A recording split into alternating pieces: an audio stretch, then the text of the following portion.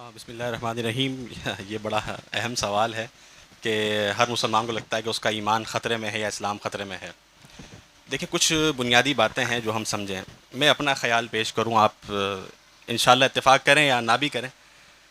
جو ہمارے یہاں ایک اتحاد کا خیال یا فلسفہ بنایا گیا ہے وہ یہ ہے کہ جس طرح ابو دجانہ سوچتا ہے اس محفل میں بیٹھے ہوئے سارے لوگ اسی طرح سوچیں تبھی اتحاد ہو سکتا ہے.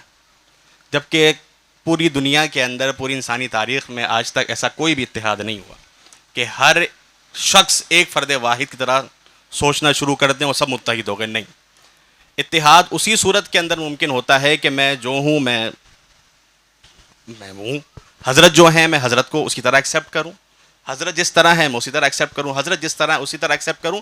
اتحاد اسی صورت میں ہو سکتا ہے جب ہم ایک دوسرے کو قبول کریں.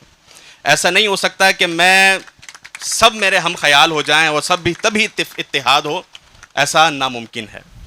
اب جہاں تک ہولی یا کرسمس منانے کے حوالے سے ہے تو آپ نے کچھ بیان فرمایا ہے.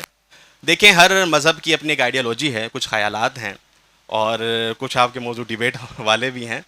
تو دیکھیں, کرسمس کے حوالے سے جو ایک مسلمانوں کا خیال پایا جاتا ہے یا جو وہ تصور پیش کر رہے ہیں یا جو وہ سمجھ رہے ہیں اور وہ جو ایک عقیدہ اس سے اخذ کر رہے ہیں اس جملے سے, تو اس بنیاد پر اگر وہ یہ بات کہتے ہیں کہ جی اس کو کہنا یا اس سے احتیاط کرنا ضروری ہے, میں سمجھتا ہوں اس کے اندر کوئی حرج نہیں ہے.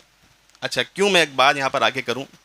ہم نے آگے سکھانا یہ ہے کہ صرف میری کرسمس کہنے یا نہ کہنے سے آپ معاشرے کے اندر پرامن نہیں رہ سکتے. میں اس کی ایک مثال آپ کو بیان کروں کہ مسیحی برادری کے ساتھ ہمارا خاصا تعلق ہے. تو حیدرآباد کے اندر, کوٹری کے اندر بھی ہمارا تعلق رہا. ابھی کچھ وقت قبل پچھلے سال ہی سیلاب آیا تھا, تو ہمارا تعلق ہے کئی مسیحی لوگوں سے کوٹری کے اندر.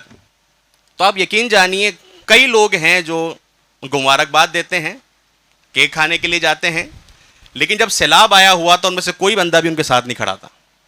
اور میں آپ کو بتاؤں کہ جو لوگ مبارکباد نہیں دیتے, جو شاید کیک نہیں کھاتے, وہ اس مشکل گھڑی میں ان کے ساتھ کھڑے تھے. تو اصل فلسفہ یہ سمجھانا ہے, اور میں سمجھتا ہوں کہ اس کے اندر بجائے سے کہ ہم لڑائیں کہ آپ ہماری اس تہوار کو اس طرح قبول نہیں کرتے. جس طرح بقرہ عید آ رہی ہے, اب قربانی کا تصور مسیحیت میں واضح ہے, ہندوازم میں واضح ہے. اب میں اس کے اوپر ضد کر کے کھڑا ہو جاؤں تو یہ میری کم عقلی اور کج فہمی ہے. میں یہ کہوں کہ جی آپ کا جو نظریہ ہے میں اس کو بحسن قبول کرتا ہوں, اور اس اختلاف کے باوجود میں آپ کے ساتھ حسن سلوک رواں رکھتا ہوں. یہ اصل چیز ہے. لیکن ایسا نہیں ہے کہ آپ میرے مطابق ہی ہو جائیں, یا جس طرح میں سوچ رہا ہوں آپ اس طرح سوچیں, اس طرح نہیں ہو سکتا.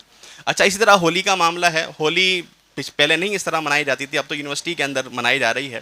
اور جو لفظ آپ نے بو والا ادا کیا, اصل میں آپ کو یہاں پر ایک ذیلی بات بتاؤں. اس وقت مذہب اور غیر مذہب کی بحث ہی ختم ہو گئی ہے.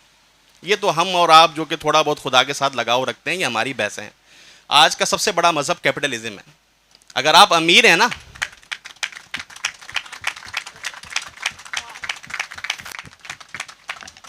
اگر آپ امیر ہیں نا تو آپ خواہ کچھ بھی ہوں, میں آپ کو بٹھاؤں گا بھی اور ساتھ کھلاؤں گا بھی.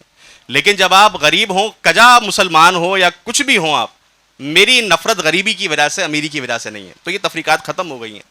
تو جو ہولی منائی جا رہی ہے وہ سندھ اسمبلی کے اندر امیروں کے ساتھ منائی جاتی ہے, یا یونیورسٹی کے امیر طلباء کے ساتھ. کون غریبوں کے ساتھ جا کے ہولی مناتا ہے ان کے ساتھ؟